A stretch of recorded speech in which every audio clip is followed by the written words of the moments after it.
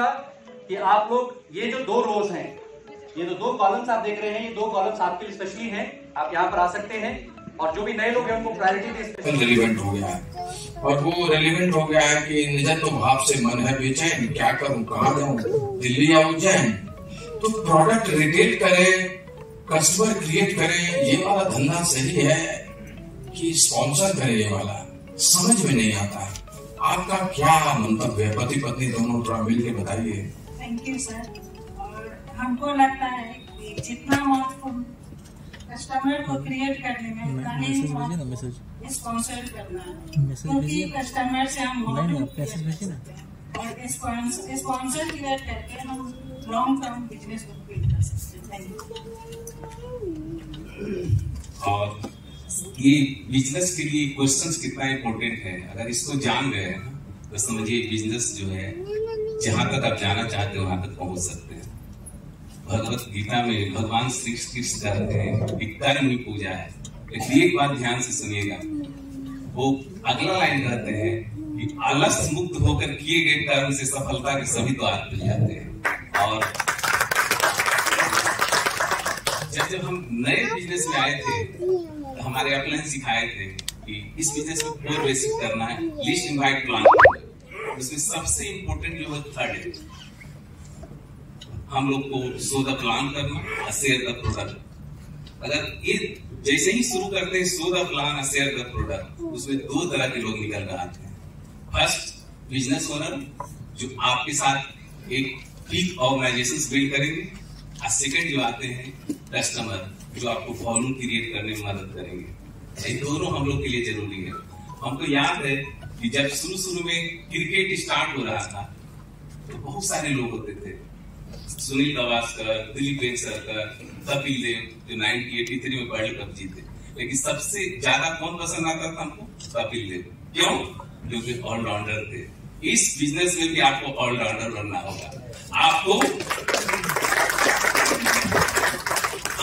Sponsor भी करना होगा, आपको लॉयल कस्टमर भी क्रिएट करना होगा और प्रोडक्ट को भी सेल करना होगा।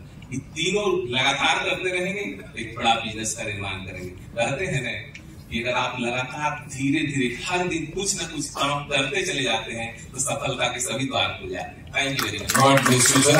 पता है कि कहने की जरूरत नहीं, मतलब न नर रहना है न नारी रहना है, अर्धनारीश्वर हो जाना है, ठीक है ना। शिव अर्धनारीश्वर है तो हमारे बिजनेस का भी सक्सेस वही है। सो बहुत अच्छा आ गए हम लोग खब्बू बल्लेबाज पर, उनसे सीधा सवाल। माइलस्टोन नहीं है, एक प्रोसेस। दुनिया में कभी भी आपने पढ़ा होगा leaders are readers and readers are leaders. किताब पढ़ना एक एक्टिविटी है, एक हैबिट है। किताब पढ़ करके ज्ञानी हो जाना, ये मैं कह सकता हूं एक तरह का कॉन्स्टिपेशन जो लोगों को रोक देता है। बहुत सारे लोग हैं जो किताब पढ़ लेते हैं, नॉलेज ले लेते हैं, बट एक्शन से दूर हो जाते हैं।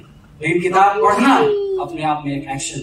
किताब पढ़ के जो आप लेते हैं वो नॉलेज है। Knowledge without action is just constipation, nothing else. इसीलिए कंटिन्यूअस रीडिंग, ये जो हैबिट है, यही हम लोग को आगे लेकर के जाती है।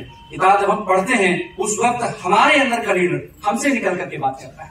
Which is why reading is the biggest and the best habit. हम में से जितने लोग यहाँ पर हैं वो सब लोग कहीं ना कहीं रीडिंग का ही प्रोडक्ट है। अगर आज से आप एक अच्छी हैबिट अपने साथ लेके जाना चाहते हैं, that is the habit of reading. Per day जाकर के ज्यादा नहीं 2 पेज भी अगर रीडिंग करने की शुरुआत करते हैं तो your life can change like anything. क्या बात है, बात समझ में है ना। नया लड़का लोग है, आपको डायरेक्ट बोल देता आई लव यू, पहले नहीं बोलता था। पहले घुमा फिरा के एने उने देवानंद फंड बतियाता था, लास्ट में बोलता था कि हमरा से ब्याह करोगे। अभी तो डायरेक्ट कह देता है। अब देखिए क्या खेल हुआ। पहली सदी में इस देश की अर्थव्यवस्था का शुरुआत हुआ था तो हम लोग वहां से उठे ही। 1750 में दुनिया की अर्थव्यवस्था का 30% भारतवर्ष में था। एक बहुत बड़े इतिहासकार है, उनका नाम है प्रोफेसर अंगस मेडिसन। वो कहते हैं कि 1750 में जितना धन हिंदुस्तान में था उतना धन 1947 में इंग्लैंड में हुआ। सोच करके देखिए। एक अनुमान के मुताबिक इस 1750 में हिंदुस्तान में लगभग $10 ट्रिलियन था। $10 ट्रिलियन का मतलब 700 लाख करोड़। हम गुलाम हुए, फिर सेटबैक हुआ और 1947 में हिंदुस्तान पूरे दुनिया के अर्थव्यवस्था का मात्र 1% था। सोच करके देखिए, 30% से हम 1% पर आ गए। Our pioneer, global leader, हम सबके महादूत, please welcome on stage.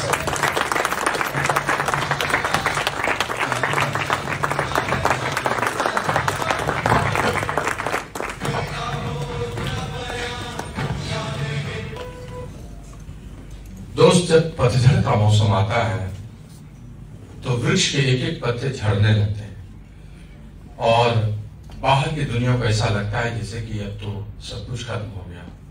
लेकिन वृक्ष जानता है कि पतझड़ में पत्तों को बदलना उसके लिए निहायत आवश्यक है, क्योंकि फिर नए पत्ते कैसे आएंगे, उनको सींचना है, उसे उसके साथ आगे बढ़ने की कहानी करनी है।